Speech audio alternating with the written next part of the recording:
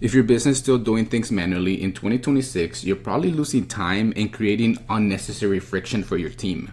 But in this video, I'm going to walk you through 5 automations that every business should have to run more efficiently and also to keep things organized. So let's get started. Welcome back to another video here at the Automation Desk YouTube channel. My name is Will with Low Code Systems. I help teams design and implement internal tools, portals, and automation workflows to improve operations and keep their businesses running efficiently. Now, a lot of businesses, the real challenge isn't effort, but the number of manual steps built into the everyday work. Things can get delayed, follow-ups can get missed, and processes become harder to manage as your team grows. But the goal with automation is to make those processes smoother, more consistent, and easier to manage. So instead of thinking about automation as a one big thing, let's break that down into a few key areas where it has the biggest impact. So let's get started with how businesses capture and manage leads. Every business depends on leads to grow. And a lot of that starts with how those leads actually come in and get handled. But without a proper system, leads can come in through forms, emails, or messages. And someone has to manually organize that information, which can slow things down and create gaps in follow-ups. So instead of relying on that, with automation, every form submission can automatically create a record in your system. And it also can notify the right person right away. And to set this up, you have a couple of solid options. You can use Softr or Webflow for the interface. This is where your form lives.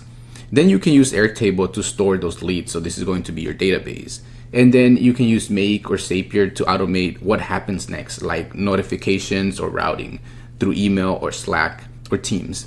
But if you want more control, you can build the interface with Next.js, use Supabase as your database, and connect everything through APIs. But this is more advanced, and it can also be more expensive. So now, instead of manually tracking leads, your team can just focus on responding quickly and staying organized. And once your leads are organized, the next step is what happens when someone actually joins your team. As team grows, onboarding becomes more complex because it involves multiple steps across HR, IT, and operations. But without a system, onboarding usually turns into emails, checklists, and back and forth between teams. And this is where delays and missteps happened. So instead of managing that manually, with automation, when HR marks someone as ready, it can actually trigger everything automatically, like account setup, equipment preparation, and onboarding tasks. For this automation, what you can do is first, you can set it up this way. You can use Airtable to manage employee data, all the employees you have, employees that are coming in, and they are ready to get onboarded. You can use Make to automate the workflows and connect tools like Google Workspace or Microsoft 365 for account creation. But if you want something more advanced, you can use Supabase as your backend to store your employee information or user information, connect this via custom APIs, and integrate it with an IDP or an identity provider like Okta or JumpCloud. So now onboarding becomes something that just flows instead of something your team has to constantly manage. Now that your internal processes are running smoothly, the next area that usually creates friction is your financial workflows. When it comes to finances, cash flow is one of the most important parts of running a business. And a big part of that comes down to how invoices are tracked and followed up. But without a system in place, invoices are tracked manually, and follow-ups depend on someone remembering to check that. So instead of relying on that, with automation, your system can track invoices statuses and send reminders via email or Teams or Slack automatically when payments are overdue. And to set this up, you have a couple of options here. You can use Stripe or QuickBooks to manage payments, Airtable to track invoice data, so this is going to be your database, and then use Make or Zapier to automate reminders and updates, so you can connect this to your Teams, Slack, or email.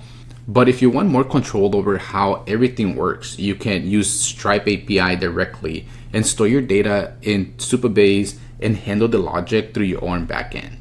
So now, instead of manually checking and following up, your system handles all of this for you consistently, and your financial processes stay organized. And beyond external workflows, it's just as important to keep things structured internally as your team grows. As your team scales, internal requests increase from IT support to general operations. But without a system, those requests can come through Slack, email, or conversations, and things start to get out of hand. So instead of that, with automation, every request can create a ticket, get assigned, and be tracked from start to finish. And to set this up, you can use Airtable or Notion as your backend to manage all your ticket data, Slack or email as the intake channel, and to automate assignments and updates. But for a more advanced setup, you can build a custom portal with Next.js, use Supabase to store your information. This is going to be your backend, and create your own ticketing logic. But you also have options to go and get quotes from this big ITSM vendors like ServiceNow, but that's always more expensive. But with all of this, everything is visible, tracked, and easier for your team to manage. And once everything is running, the final piece is having clear visibility into what's happening across your business.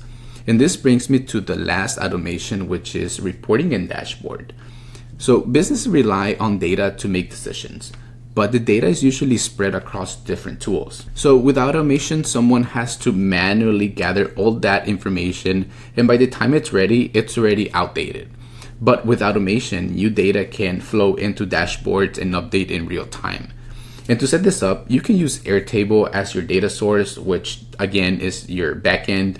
You can use Glide or Softr to display the dashboards and to keep everything updated. But for a more advanced setup, if you're already using Microsoft, then you can use Supabase as your backend, or maybe SharePoint, and then connect it to tools like Power BI, which is already included in some of the licenses, or Looker.